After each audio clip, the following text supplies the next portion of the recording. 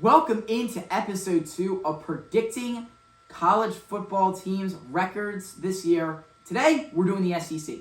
Now, coming in, the SEC this year is in arguably the biggest question mark, as I think there was so much that went on in the SEC over the offseason compared to every other conference.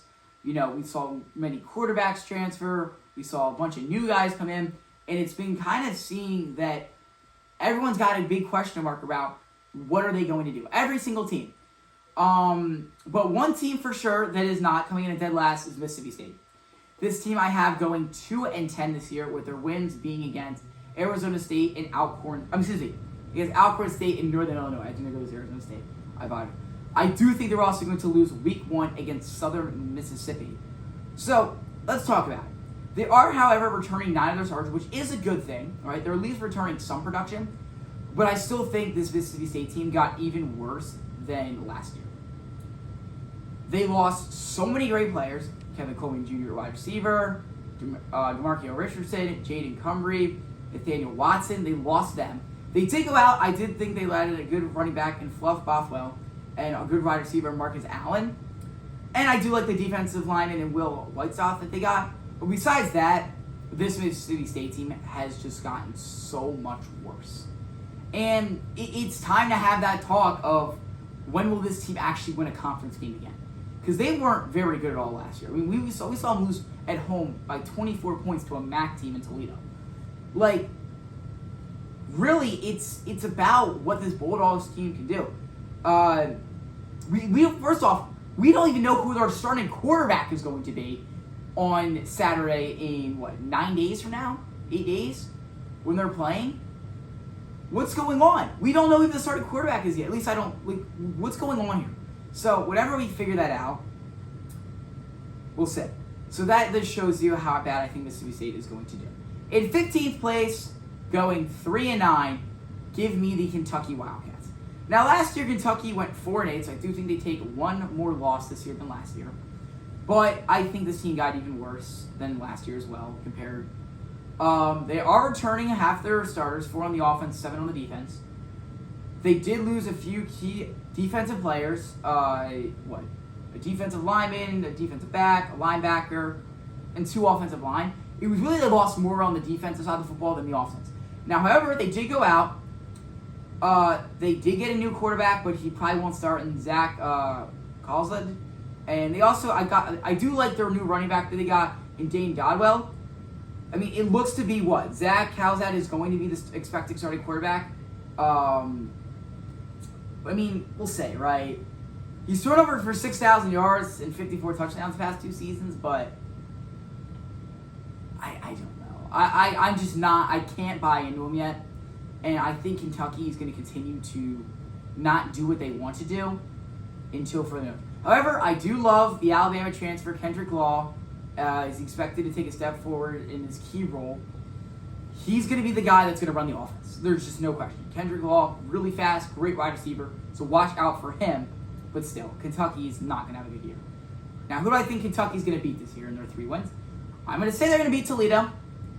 Is it a stretch? Maybe. I think they're going to be Eastern Michigan, and I also think they're going to be Tennessee Tech. Those are their 3 wins. Everybody else, they're not going to come close with. So, it's the tough truth, but it is what it is. In 14th place, going 4-8, give me the Arkansas Razorbacks. Now, Arkansas last year had some people would say a good year, some people would say a bad year. Take it how you want. They went 7-6, they went 3-5 in conference play. They are returning half of their starters, which does include their starting quarterback in Taylor Green. They're at least as that, right? We saw them beat Tennessee last year. They had some signs of life, but they also had some signs where we're going, there's no way, we saw them. 1 week they're coming out, they're beating number 4 Tennessee. The other week they're coming out, they're allowing 63 points against Ole Miss, right? We don't know what we're getting every week with this team. And that's why I think this team's going to go 4-8, because I think they're too inconsistent. I don't think they have great players. They don't have a great spot, a strength really, as I feel every position isn't fully there. Now, I am a fan of their offense and defensive lines. I think they did a good job with that. And I'm all right with the linebackers. Besides that, they really don't have a lot, right? They had some good success on offense, Now, they lost some key losses. Two wide receivers, Andrew Armstrong, Isaac Tallis, and running back Jawan Jackson. They did add a wide receiver, Omega Blake, but still, this team is just, I think the offense got too worse, where, I don't know. I just can't put my finger around and say this team's going to be good. For Arkansas this year, their 4 wins are going to come against Alabama and A&M, Arkansas State. I'm going to say they're going to beat Memphis, but I don't feel really good about saying that. And I also think they'll beat Mississippi State, because, let's be honest, anyone can really beat Mississippi State. Doesn't seem to be too much of a challenge. In 13th place, now we start to get into teams that are making bowl games. In 13th, give me the Vanderbilt Commodores to go 6-6. After what was a very shocking year for Vanderbilt football last year, they went 7-6, including a bowl win against Georgia Tech. Diego Pavia and this Vandy team tries to take a step forward again. Now, I love Diego. I think he's going to have he arguably is a top 3 quarterback in the SEC right now, and especially could definitely be that after this year. But the thing that holds this team back, the running back room is garbage. The offensive line is not very good. The defensive line is going to struggle. And I think the secondary is going to struggle. Those 4 pieces of Vanderbilt football is going to be the reason they lose games. Now, because I think Diego is going to come out here. He's going to be throwing touchdowns. They're going to be vibing because they have that chemistry with the wide receivers that all came from Mexico State. But there's still some stuff there. I'm really big fan of tight end Eli Stowers and wide receiver Junior Sherrill, as they're both returning. They also brought in a big key addition, Trent Hudson, who was also in Mexico State when Pavetta was there, but, recently, went to Vanderbilt last year, so now he joins him over at Vanderbilt. So there is that connection, but they will not be able to establish the running game, and the defense is going to struggle. I could see Vanderbilt playing every game this year, losing 38-35, right? It's that type of year for Vanderbilt football, in my opinion. So I'm going to say they're going to go 6-6. Now, how do I see them doing in terms of their schedule? Well, I'll just read it out. Their wins I have against Charleston Southern, Virginia Tech, again on the road, Georgia State, Utah State, Kentucky, and I do think they're going to beat Tennessee. You'll hear me talk about Tennessee in a bit. Their losses, I have them losing to South Carolina on the road, at Alabama, when they host LSU, when they host Missouri, and when they're at Texas, and when they host Auburn. I think that's the 6-6 record there for them. Again, it's going to be a good year. They're not there quite yet. Moving on. In 12th place, give me the Tennessee Volunteers. I am not a big fan of this Tennessee football team. They're returning 10 starters, which isn't bad. However, we know what happens. They lost the literal future of this team in Nico. I think Mike Matthews needs to have a phenomenal year for Tennessee football if they want to get somewhere. Right? What's going to happen? They're probably going to be, we saw they landed the former App State quarterback, Joey Aguilar, and he's going to be the starting quarterback, I think. That's a humongous decline at the quarterback position. Now they also lost wide receiver Dante Thornton. They lost Dylan Sampson. The offense got hit very hard over the offseason. And what did they do? I did like they went out, they got the wide receiver, and Travis Smith Jr. I want you all to watch out for him this year. I think he's going to have a very fun year. But still, Tennessee is going to struggle. And I think it partially comes with that offense losing the production, a harder schedule, and I'm not a huge fan of the defense as well. Now, I like the coaching. I think the coaching is very good. I think the secondary is very good. But the defensive line, the linebackers, I'm not a huge fan of with Tennessee right now. So now, what do I think they do in this 7-5 year? I'll read out how I think it goes. I think they're going to start off. By the way, you can quote me on this. They played Syracuse week 1. If Tennessee loses to Syracuse week 1, it is just over before it even started. Syracuse has the opportunity to shock the college football world very, very easily. I think Syracuse can do it. I know they lost Kyle McCord, right? We'll get into Syracuse in a few days when we talk in the ACC. But they have a chance to do something. I do think Tennessee wins in Syracuse. I think they're going to beat Eastern Tennessee State University. Then I think they're going to lose to Georgia, and then they're going to beat UAB and Mississippi State. They're going to be 4-1 going into their bye week. They're going to beat Arkansas, be 5-1, and go, see, there's no issue. We're completely fine. Don't worry about us. And then the stretch begins. I think they're going to lose to Alabama. Then they're going to beat Kentucky. They're going to lose to Oklahoma at home. Go in the bye week. Whatever. They're going to beat New Mexico State. 2 games left of the year. They're going to be 7-3 and go, we have a chance at the playoffs. And then they're going to lose to Florida and Vanderbilt to end up at 7-5. I'm not big on Tennessee. And maybe it's going to be a hot take. Maybe they go out and win 10 games and I just look like an idiot. Right, very possible. I don't think Tennessee is going to be good this year. That is like my one take that I'm standing by is Tennessee does not have a good year. In 11th place, going 7-5, give me the Missouri Tigers. Again, I'm not a huge fan of this team, right? I've seen some people saying they're going to have 9 wins. They're returning 11 stars, which is a good thing. But we do know they lost Luther Barnon III, who was arguably who was definitely a top 3 wide receiver when he was at Missouri. Now he's gone. So that was a humongous loss. Now they do bring in, right? They brought in a new quarterback and Bean and Pavio. But we'll also see what happens is if their other quarterback going as well. There's going to be that battle. It looks like literally just got announced a few minutes ago and before I started recording this. They're going to have both starting quarterbacks going at it. Oh, Horn and Privio are going to be having the quarterback battle week 1 against Central Arkansas on Thursday night. They're going to be both taking time trying to figure out who is the starting quarterback. That already shows that this team is going to struggle because I see if you're having the only team, and I'll get to this in a second, the only team that has never had this, that didn't have this problem was the Michigan Wolverines a few years ago when it was going to be J.J. McCarthy or Cade McNamara in that quarterback battle. Everyone else that has these quarterback battles early in the year ends up sucking. So I just don't see how it works. I don't think either one of them are very good. I do love the running back room, and they're going to have some good fun there. But besides that, really, like, everything else is very mid. I'm a fan of the coaching as well, right? I think Kirby Moore and Corey Batten, both being the offensive and defense coordinators, are going to have some good years. I think it's the actual talent on the field that's just not there for Missouri. And that's why I think they're going to go 7-5. Now, my record, how I think they're going to do. They're going to start it off going very hot. They're going to beat Central Arkansas. They're going to beat Kansas. They're going to beat Louisiana. Easy 3-0 start. I think they're going to lose to South Carolina before beating UMass before 4-1 going to the bye. And then this stretch where they're going to lose to Alabama and Auburn. They're going to beat Vanderbilt going to the bye. Lose to Texas A&M before beating Mississippi State, losing to Oklahoma, and beating Arkansas to end the year. And finishing their season at 7-5. Missouri should, again, like, I don't think there's enough talent there to say that they're good enough to compete in the SEC right now. I'm sorry, say what you want. Moving on.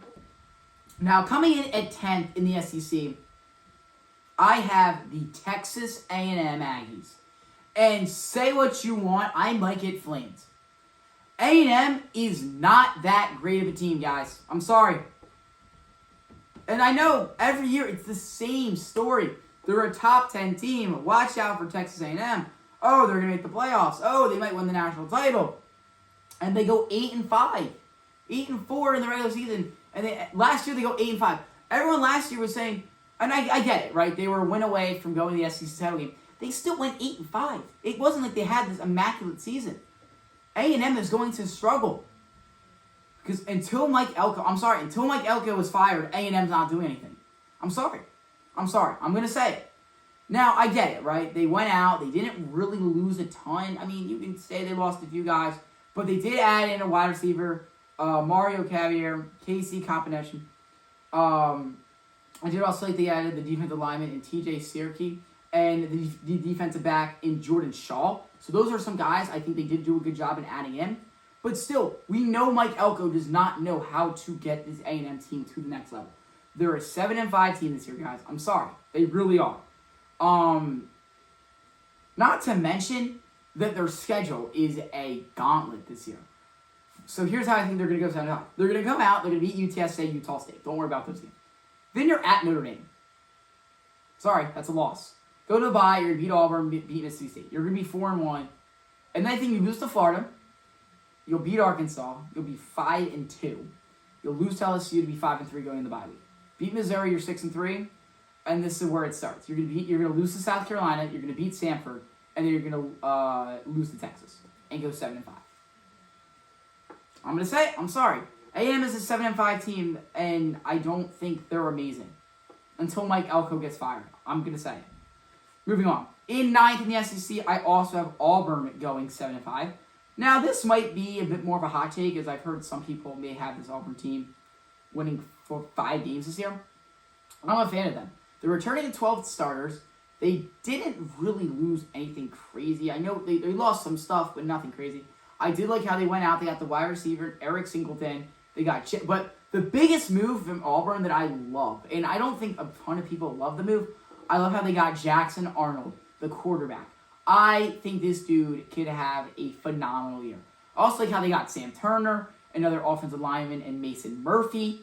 Big fan of what they did on the offensive line, also getting Xavier Chaplin as well. I think the offensive line looks very good. I think the receiving room looks very good. I think the quarterback in Jackson Arnold should be good. Coming from Oklahoma, watch out for him. I don't think the running back room is amazing. I think the defense is pretty solid, and I think they're going to end up as a 7-5 team. The Royals, I don't think they're going to be any better than 7. They're not going to be like a 9+ win team. We know Auburn. They don't know how to close out SEC football games. So yeah. And also what I love about this Auburn team, Auburn played nearly 3,000 snaps with true freshmen last year, which is more than any team in the country. So I'm just saying, watch out for them. Hugh Freeze, he is developing this Auburn team to be very good down the line. I know they went 5-7 last year. They finished 14th in the conference. Look out for the Auburn Tigers. I have them going 7-5. Now for their game-by-game record, how I think they're going to do. I think they're going to start off the year, they're going to lose to Baylor. Off the bat, they lose. Before they come out, then they're going to go beat Ball State, beat South Alabama. Then they're going to play Oklahoma. Jackson Arnold will return. I hope College Game Day is there. I think that'll be a really fun storyline. They're going to lose. They're going to lose to A&M. They're going to be 2-3 going into the bye week before losing to Georgia to be 2-4. And then the schedule just clears up. Beat Missouri, beat Arkansas. They're going to beat Kentucky, beat Vanderbilt, go into bye, beat Mercer, and then I think they're going to lose to Alabama. I don't think Bama's going to have any problem really beating them. And yeah, so I think they're going to end up as a 7-5 year. I think they get off to a very slow start. I think it takes Jackson Arnold some time to kick in, but then I think Auburn will progress throughout the year and end up being a 7-5 type of team. Moving on to 8th in the SEC, I have the Ole Miss Rebels going 8-4. To be honest, as an Ole Miss fan myself, it's an 8-4 type of year. And it's marginally, it's big because obviously you lost Jackson Dart, who was one of the best. You lost Walter Nolan. You lost Trey Harris, Trey Aminos, Princeland, Yomelin. Would you add Princewell, Yomelin, the defensive lineman, and just Sean Walkman, a defensive back, and Richie Fetcher? Ole Miss lost way more than they got back. Now, I am a big fan of Austin Simmons. I think he'll have a very good year. Potential Heisman candidate. But besides that, I think there's just... I love the linebackers. I think the coaching will be good. The secondary will be fine. I think the defense is fine. I think it's more pressure on the offense this year. I think the running back room is very weak. I think the receiving room could be better. You know, losing a guy like Trey Harris, it's harder to come back and recover from that. So I think Ole Miss also, they have a pretty tough schedule as well. I mean, they're returning 8 total starters. So we'll see. I do like Caden Lee a lot this year. I think he'll have a big year for Ole Miss. But yeah, what will Lane Kiffin put together this year? It's unknown. I'm going to say 8-4. This is how I think it goes for Ole Miss. They're going to beat Georgia State. They're going to beat Kentucky. They're going to beat Arkansas, beat Tulane, 4-0 off the bat. Now here's where, this is the only team that I have this. Ole Miss against LSU, I have them winning, but it's Ole Miss and South Carolina. They're going to win one and they're going to lose one. What's it going to be? I'm going to beat when they're playing against LSU. I'm going to beat the game. So I'm going to say they're going to beat LSU and they're going to lose South Carolina. But they're going to beat LSU. They're going to be 5-0 going to the bye week. Beat Washington State 6-0, and then the stretch begins. Lose to Georgia, lose to Oklahoma, lose to South Carolina, beat the Citadel, but then lose to Florida bye week, beat Mississippi State, and go 8-4. I think they're going to go 4-4 on the road this year, which, by the way, 2 of those wins do include those 2 road wins are Kentucky and Mississippi State, so it's not, a super challenging 2 road wins. So I think that's just what Ole Miss is in for this year. Would love to say I could see them going 10-2, but it is what it is. Hey, you never know. We can always hope, but that's what I got. In 7th in the SEC this year, give me the Oklahoma Sooners. I think Eli Bowen is in for a good year this year. Don't get me wrong. I think they're returning 13 starters. This team got better, minus the loss, obviously, of Jackson Arnold and Billy Brownman Jr. and Ethan Downs. I think this team did a pretty good job. They go out, they get John Mateer. Now the question is, what's the suspension going to look like for gambling in college football games? I also like how they got Jaden Ott, the tight end Will Huggins. Sorry, I apologize there. The defensive lineman Marvin Jones Jr. and the linebacker Kendall Daniels. I love that additions. So that's why I think Oklahoma should, take a step forward or 2. I mean, they went 6-7 last year. Yeah, they went 6-7 last year. Yeah, 6-7. I think they're going to go a little bit in the right direction. I still am waiting for a few things to come together, and that being, I'm still waiting for the quarterback and John Mateer. I want to see him actually play at the highest level in the SEC. Coming from Washington State, it's a big step up there. And also, I think the receiving room and the offensive line is going to have some question marks around it, but I love the defense a lot, and it'll be interesting to see what this Oklahoma team does. Now, what do I think Oklahoma does record in terms of their schedule? I think they're going to come out, they're going to beat Illinois State, beat Michigan. Are they going to beat Temple? No, they're going to beat Temple, beat Auburn, go in the bye week, beat Kent State. I think they're going to lose to Texas, South Carolina, before beating Ole Miss and Tennessee. Go in the bye week, lose to Alabama before finishing off the year with a win against Missouri, and then they're going to lose to LSU to end off the year at 8-4. It's a hard schedule for Oklahoma, too. Not to mention, you could say they lose to Michigan if you want, right? It's John Mateer. It's going to be questionable what he does this year. Also questionable how much games he's going to get to play. But moving on. 6th in the SEC, I have the Georgia Bulldogs to go 9-3. Now, you may think I'm crazy, and I'm just throwing this out here for clickbait. I'm not. These are my real predictions. I just think in all those key losses they had, right, where do I mean it? Carson Beck, Malik Williams, Jalon Walker, Micaiah Starks, who's a phenomenal defensive back. Now, what they add, right? They added a few wide receivers. I really like Noah Thomas. I think you should look out for him this year. I also like the defensive lineman in Elijah Griffin. I think he'll have a fun year to look out for on the defense line. I think you see quite a few sacks from him. But Gunnar Stockton is the starting quarterback. We saw Gunnar Stockton play against Texas last year in the SEC title game, and it wasn't very good. Right? Like, what are we gonna see, right? Not to mention, I'm not a huge fan of the quarterback room. I think the defense will be perfectly fine. Don't worry about the defense. Kirby Smart will have the defense doing great things. But it's the offense, right? They did bring in a great playmaker, Dylan Bell. Really like him. Also, one more thing here before I actually go on the schedule. They also brought in a great guy from USC transfer, Zakiya Branch, who is a phenomenal wide receiver. So, we'll see, right? And also, I think the tight end room is very questionable. All right, moving on now, more importantly, in their schedule. I have them going 9-3. Their losses are just to Florida, Texas, and Alabama. Everything else is a win. Don't worry about that. It is just this fact of, I think they're going to beat Marshall, Austin Peay, Tennessee, bye week, lose to Bama, beat Kentucky, beat Auburn, beat Ole Miss, go in the bye week, lose to Florida, beat Mississippi State, lose to Texas, beat Charlotte, beat Georgia Tech. I know some people have Georgia Tech winning that game. I can't get on that yet. I still need to see Georgia Tech do that, and then I'll be like, all right, yeah, we can actually have that discussion. So I have Georgia going 9-3. In 5th place in the SEC, also going 9-3, I have the LSU Tigers. Now, very well, this LSU team could have 10, 11 wins, right? They have that type of roster, but they have a hard schedule.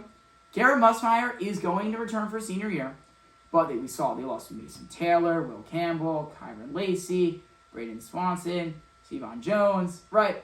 But they did go out. I really like the defensive lineman and Patrick Payton, along with Nick Anderson at wide receiver, also another wide receiver in Barry and Brown. So I think the receiving / quarterback, right, Garrett Nussmeier is throwing to some phenomenal wide receivers, along with the fact of they have a great linebackers and a great secondary. I want to see what they can do in the running back room. They don't really have anything established there yet, but we'll say. I also really like the offensive line, and the defensive line looks pretty good. So overall, I think this team is really good on paper. However, the schedule just looks really hard to me, and that's why I think they're going to go 9-3. Right? They're a borderline playoff team. I don't think they're going to do it. Why? Because they're going to play at Clemson week 1. That's a loss. Then they'll go out and they'll beat Louisiana Tech. I think they'll beat Florida. They'll beat Southeast Louisiana.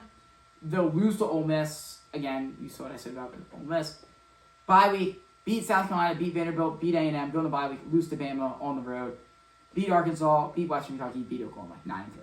So we'll see what they do, but I'm just not quite there yet with them. Coming in at 4th in the SEC, I have the South Carolina Gamecocks to go 10-2. Right? 10-2 year. Lenore Sellers gets ready for another year at South Carolina after having one of the best seasons last year in college football of anybody. They're returning 11 starters, right?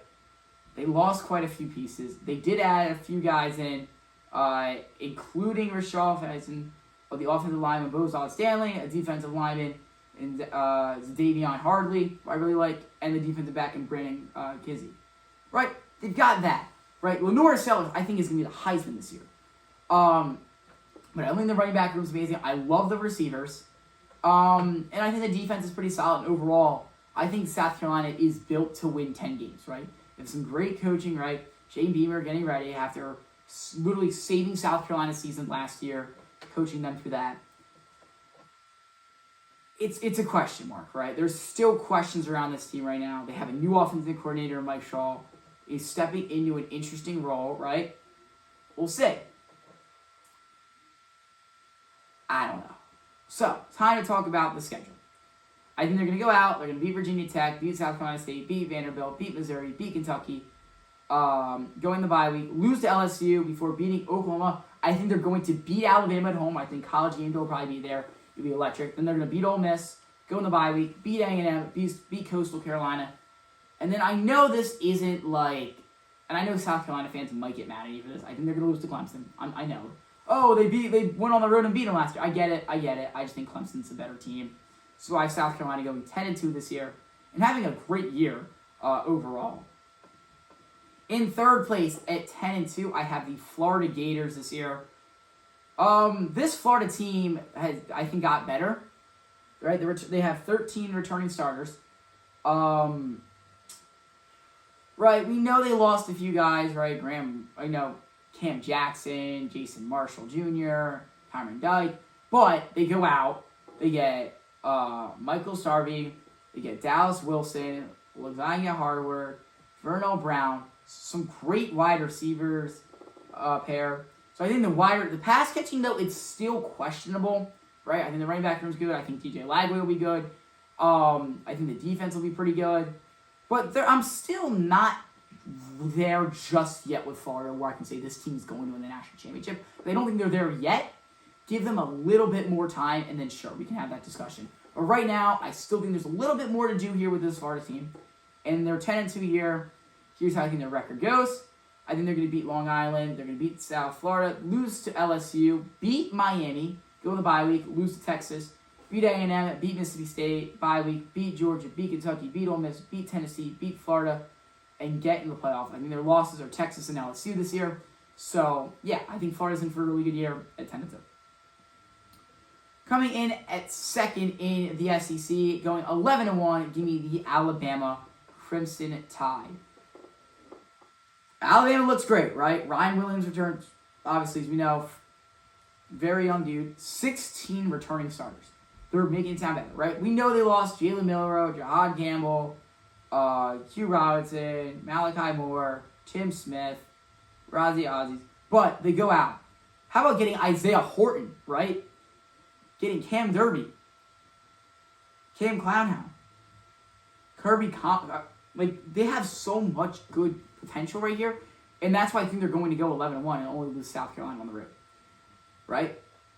We'll see. Now, I do think there's a little bit of a question, right? Ty Simpson is going to be the starting quarterback, probably, right? How long? I mean, we'll see, right? But I think he'll be good. I think the running back room is pretty solid. I think the receiving room, offensive, defensive line looks amazing. The secondary coaching, really good. Linebackers are pretty solid. The running back room is pretty solid. That's why I think this team goes 11-1. Their one loss, like I said, South Carolina, they're going to beat everybody else.